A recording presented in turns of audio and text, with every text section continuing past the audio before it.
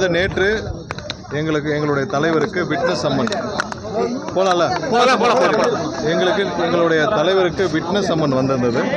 அதன் அடிப்படையில் எங்களுடைய தலைவர் நேற்று டெல்லியில் சிபிஐ அலுவலகத்தில் ஆஜராகி அவர்களுக்கு தேவையான விளக்கத்தை அளித்தார்.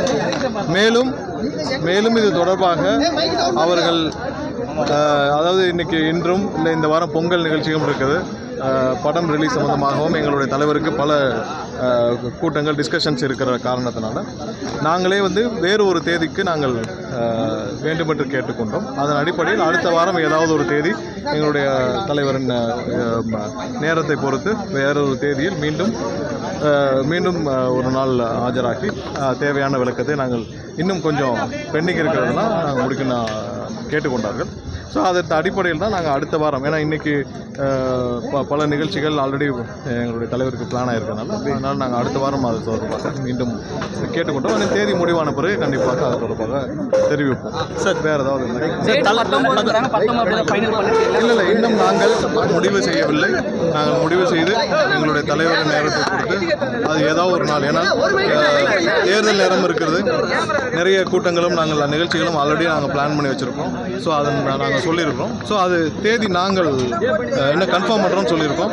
ஸோ அதனால் அதன் அடிப்படையில் இன்னும் ஒரு சில நாட்களில் நாங்கள் தேடி முடிவு செய்து நாங்கள் தெரிவித்த பிறகு அவர்கள் அதுக்கு தேவையான ஏற்பாடு.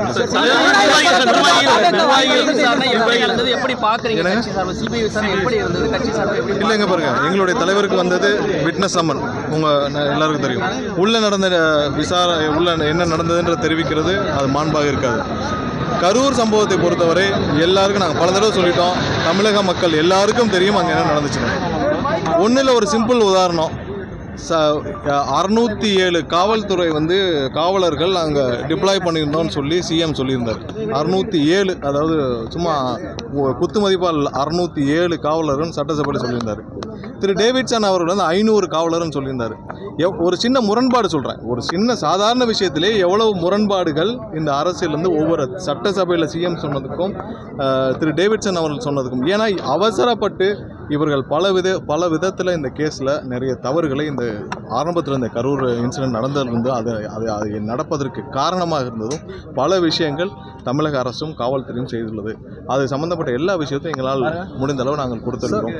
அடுத்ததாக கடந்த வாரம் கரூர் சம்பவத்தில், அதாவது போஸ்ட்மார்ட்டமில் பல குளறுபடிகள் நடந்துள்ளது என்று நாங்கள் பல புகார்கள் முன்னே கூறியிருந்தோம். அந்த பாதிக்கப்பட்ட இறந்தவர்களின் குடும்பங்களை கூப்பிட்டு காவல்துறையினர் மிரட்டி முன்தேதியிட்டு கையெழுத்து வாங்கியதாக பல புகார்கள் வந்தது. அது குறித்தும் சிபிஐயிடம் நாங்கள் எங்களுடைய புகார்களை தெரிவித்துள்ளோம். ஏன்னா பல இறந்தவர்களுடைய குடும்பத்தினரை அழைத்து அவர்களை மிரட்டி அவர்களிடம் முன்தேதியிட்டு நாங்கள் தான் அவசரமாக போஸ்ட்மார்ட்டம் முடிச்சு தர சொன்னோன்னு சொல்லி கரூர் நகர ஸ்டேஷன்லேருந்து கரூர் எஸ்பி ஆஃபீஸ்லேருந்து கூப்பிட்டு மிரட்டியதாக ஆதாரத்துடன் நாங்கள் புகார்களை தெரிவித்துள்ளோம். அது சம்பந்தமாக விரிவாக விசாரணை நடத்துவேன் என்று சிபிஐ. கரூர் விஷயத்தில் நியாயம் கிடைக்கப்பட வேண்டும் அட் எனி காஸ்ட்.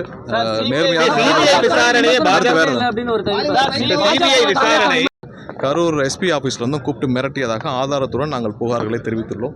அது சம்பந்தமாக விரிவாக விசாரணை நடத்துவேன் என்று சிபிஐ. கரூர் விஷயத்தில் நியாயம் கிடைக்கப்பட வேண்டும் அட் எனி காஸ்ட்.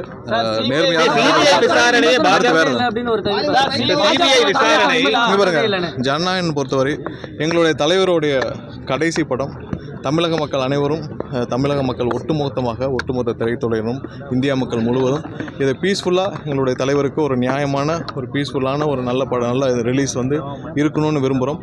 படம் ரிலீஸ் ஆகட்டும், நீதிமன்றத்திலேருந்து வரட்டும், அதுக்கப்புறம் விரிவான உங்களுடைய கேள்விகளுக்கு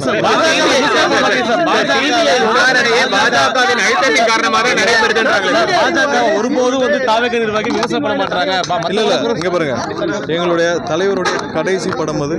அதனால நாங்கள் இது சம்பந்தமாக நீதிமன்றத்திலிருந்து முடியட்டும், இன்னும் ஒன்றும் அவசியம், நீதிமன்றத்தில் முடியட்டும், கண்டிப்பாக பேசுவோம். எல்லா